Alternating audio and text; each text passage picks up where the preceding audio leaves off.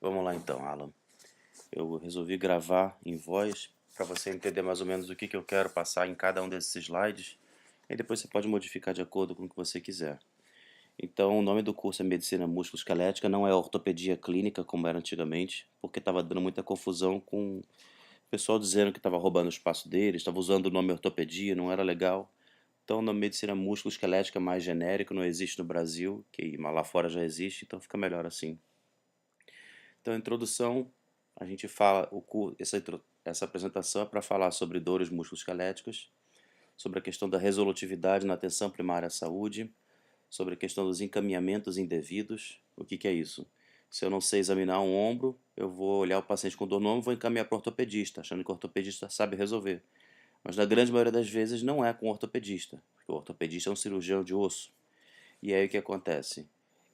O paciente fica esperando um grande período de tempo, por quê? Porque todo mundo encaminha para o ortopedista e sobrecarrega o ambulatório da ortopedia.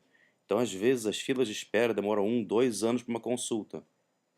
Como na grande maioria das vezes esses encaminhamentos são inadequados, não são por motivos cirúrgicos, são uma dorzinha aqui, outra dorzinha ali, é o que a gente diz, são dores autolimitadas. Então, frequentemente, a dor passa 1 mês, 2 meses depois, e o cara esquece daquela dor. Quando chega o momento da consulta dele, ele nem tem mais dor, acaba não indo. Então agendam-se muitas consultas e perde-se muitas consultas.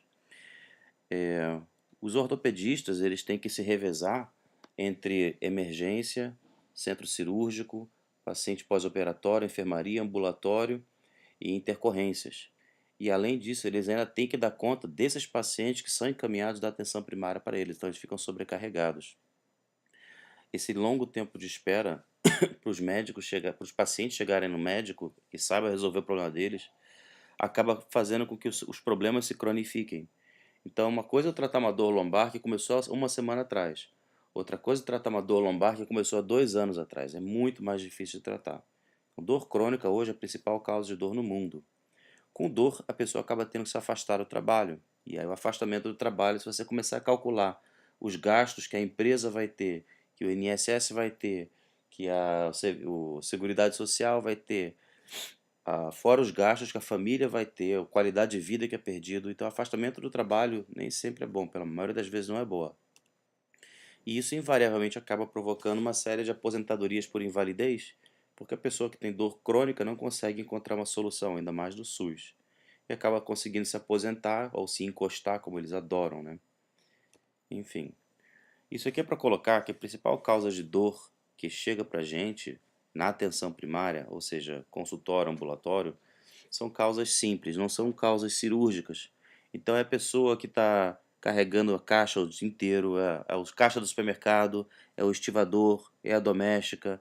São as pessoas que fazem atividades braçais com movimentos repetitivos e com sobrecarga. Então eu coloco aí uma referência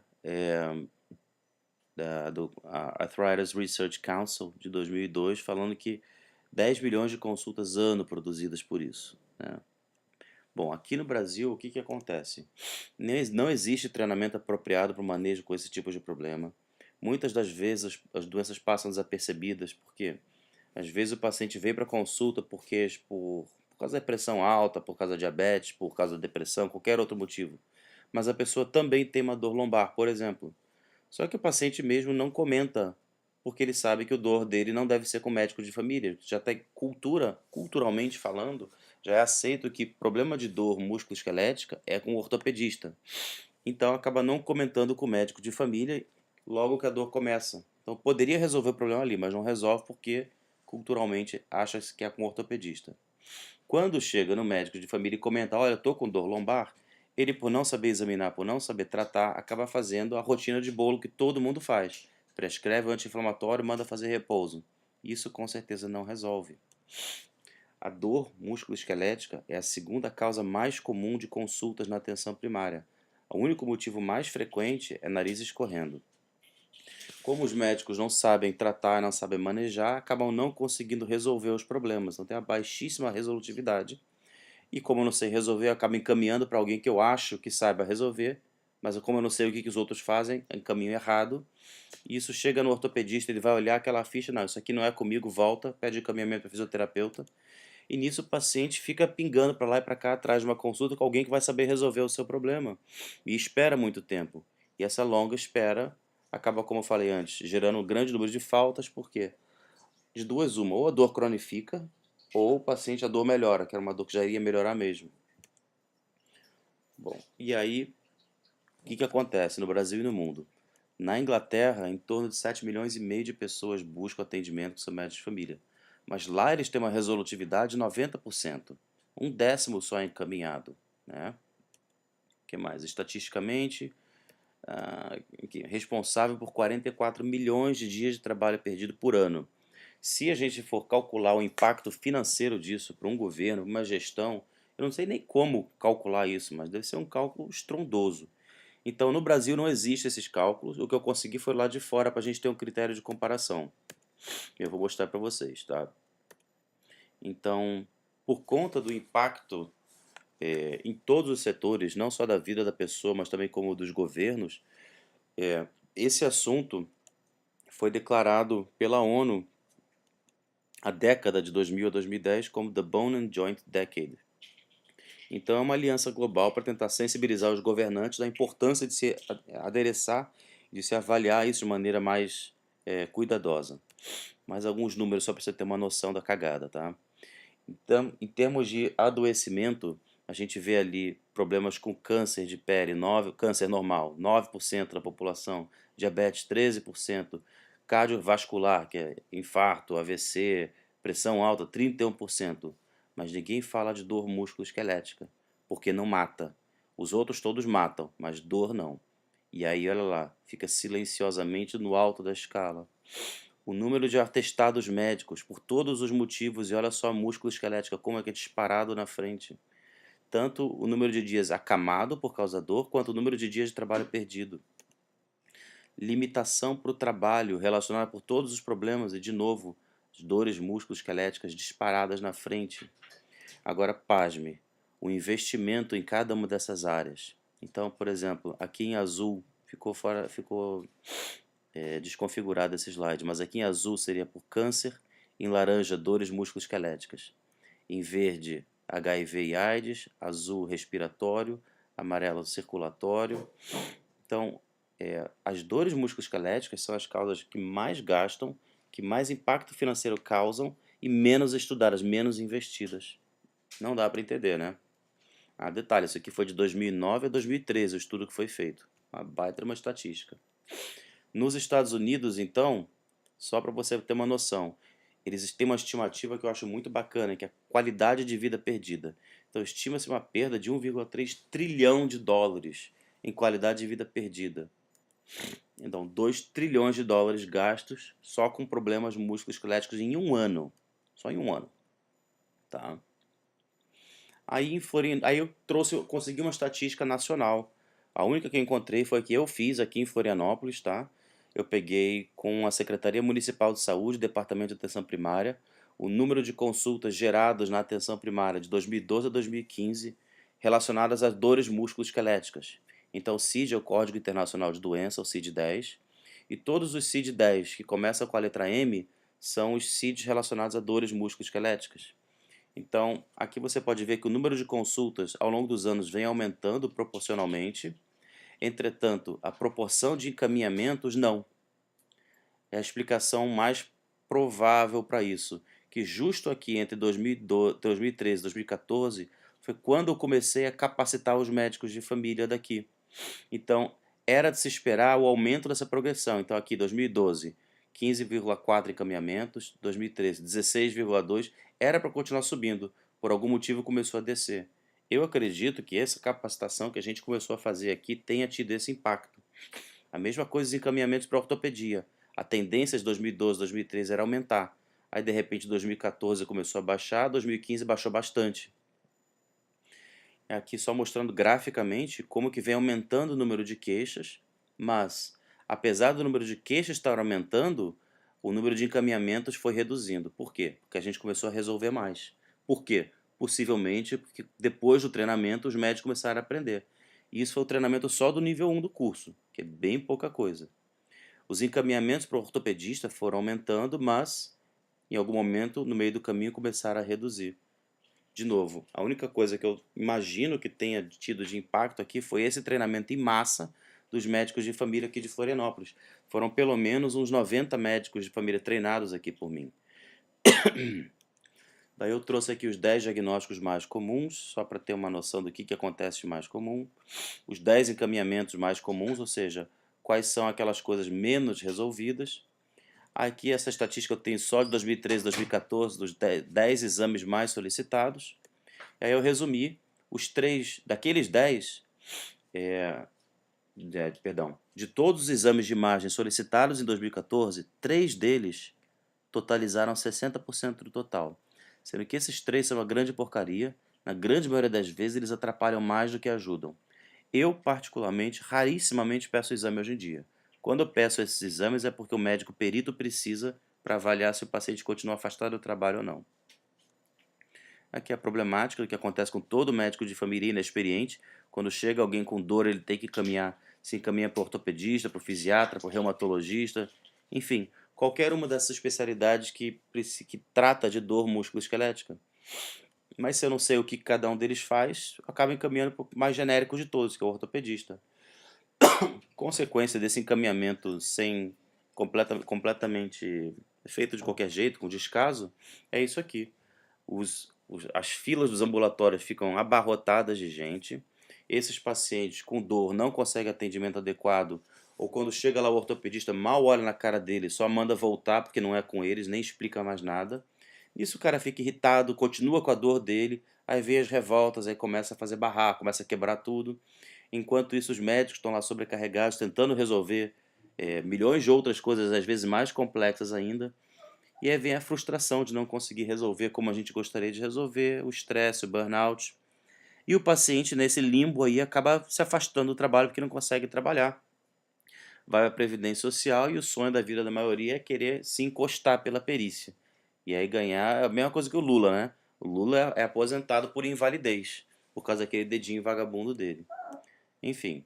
Mas uma pessoa que não tem o dedinho ruim, que tem de fato uma dor com dificuldade, não consegue trabalhar, não consegue resolver e a dor cronifica. E a pessoa tem que conviver com essa dor pro resto da vida. E conviver com dor significa perder qualidade de vida, dormir mal, não conseguir ter tesão para transar, não consegue se divertir, nada tá bom. Até que a pessoa se aposenta. Então eu pintei o monstro. É isso aí. Tá? O que a gente pode fazer então a partir de agora com esse caos que existe hoje? A gente pode começar do zero. Pode começar a treinar. Qual é a proposta? Aos ortopedistas, aquilo que é cirúrgico. O ortopedista é um cirurgião de osso. Vai encaminhar para o fisiatra, para o fisioterapeuta, aquilo que tem a ver com reabilitação. Para o reumatologista, as doenças reumáticas, tipo artrite reumatoide, lúpus, são as colagenosas que a gente chama. Aos acupunturistas, dores em geral. O feijão com arroz do acupunturista trata a dor. Existe a especialidade de dor crônica, então a gente vai encaminhar os casos crônicos. E o médico de família fica com o que a gente chama de um atendimento integral.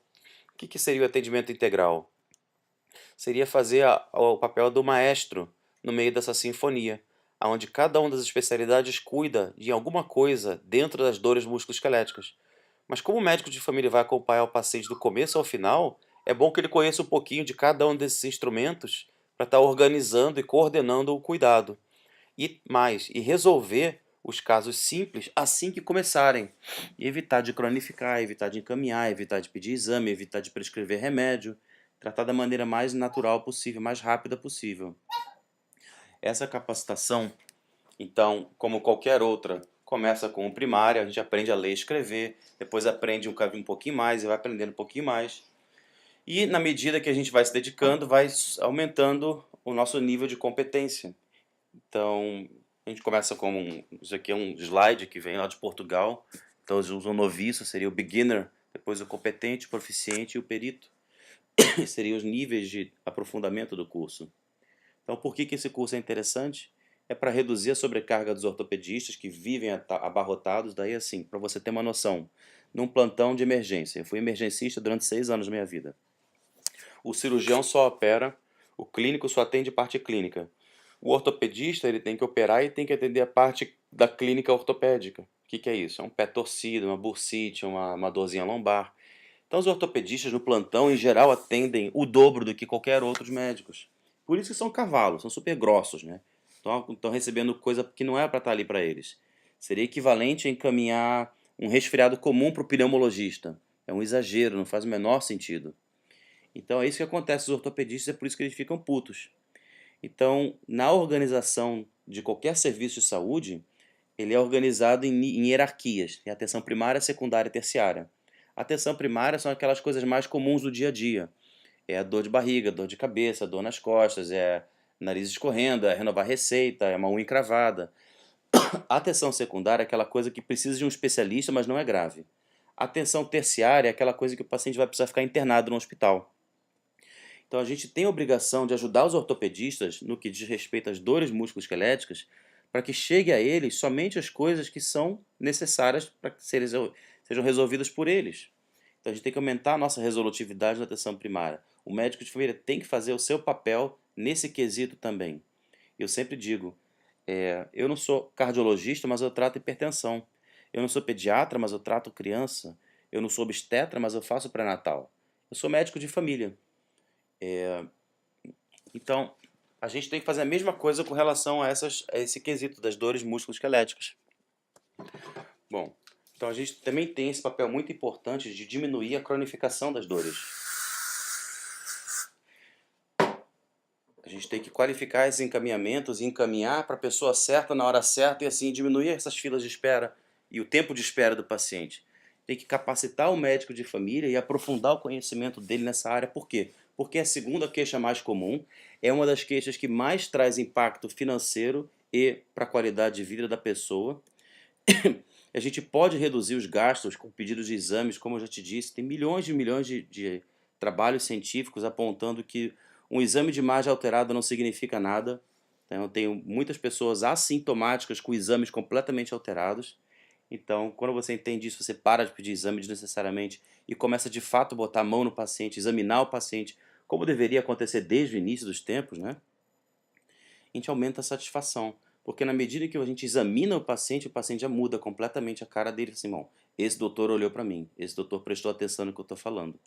Então isso faz toda a diferença em todos os sentidos, tá? Então o curso eu dividi em nível 1, 2 e 3, porque é muito conteúdo para passar. O nível 1 é baseado naquela estatística que eu trouxe das doenças mais comuns na atenção primária, dos encaminhamentos mais comuns. Então eu peguei logo o que é mais comum de todos: coluna lombar, ombro, joelho e artrose. E aí então a gente passa esses conteúdos aqui, essa parte técnica. O nível 2, a gente basicamente ensina como tratar o paciente sem prescrever remédio. Ou seja, eu posso tratar usando as agulhas de acupuntura, usando algumas técnicas que foram ensinadas para nós, para o pessoal da acupuntura. E a eficácia disso aumenta absurdamente. Absurdamente. Eu diria que hoje eu só prescrevo remédio para o paciente que não quer fazer tratamento com agulha. Fora isso, tudo mais de dor eu trato com agulha. Então você imagina o impacto financeiro que isso vai ter, a diminuição de efeitos colaterais por conta dos remédios e a desmedicalização da dor, né? Isso é muito importante. E daí o nível 3 é o somatório do 1 mais o 2, mas aplicado às outras articulações do corpo. Então seria coluna cervical, cotovelo, mão, punho, quadril, pé e tornozelo. Daí a gente fecha um ciclo básico. Esses 3 níveis vai ajudar o médico a examinar e a diagnosticar e a tratar os principais problemas relacionados a todas as articulações do corpo e vai ensinar a tratar usando pouco ou quase nenhum remédio. Vai evitar que a dor cronifique e vai aumentar muito a resolutividade. A nossa metodologia de ensino, eu uso o que é ensinado pelo EURACT, European Academy of Teachers. Então, ao invés de ficar só passando uma aula expositiva, em que eu vou passando slide, vou lendo slide, que é o tradicional que todo mundo faz, entre parênteses, é o pior método de ensino, eu faço metodologias ativas de ensino. Então, eu estou ali do lado da aluna, ensinando para ela, isso chama-se a técnica ombro a ombro, atividades em pequenos grupos, onde a gente vai discutir o que cada um acha, a opinião de cada um, para eles construírem conhecimentos, atividades de palpação muscular que ninguém ensina na faculdade. A gente faz estações de treinamento onde cada aluno serve de paciente e cada um examina uns aos outros. A gente faz uma outra atividade em que a gente simula um caso clínico. Então aqui essa aluna está fazendo o papel de um paciente com dor, os outros têm que vir examinar e diagnosticar e propor. Isso ajuda a sedimentar o conhecimento. o material teórico todo compartilhado. E aqui eu fiz um levantamento com um colega meu que é auditor da Unimed, e eu pedi a ele o preço de um raio-x e de uma ultrassonografia pela Unimed, e calculei, só no ano de 2014, aqueles 3 exames mais solicitados dava quase R$ 500 mil. Então, 3 exames que um médico devidamente treinado talvez pedisse só 10% disso. 10% desses 7.838 exames ele pediria, o resto não pediria.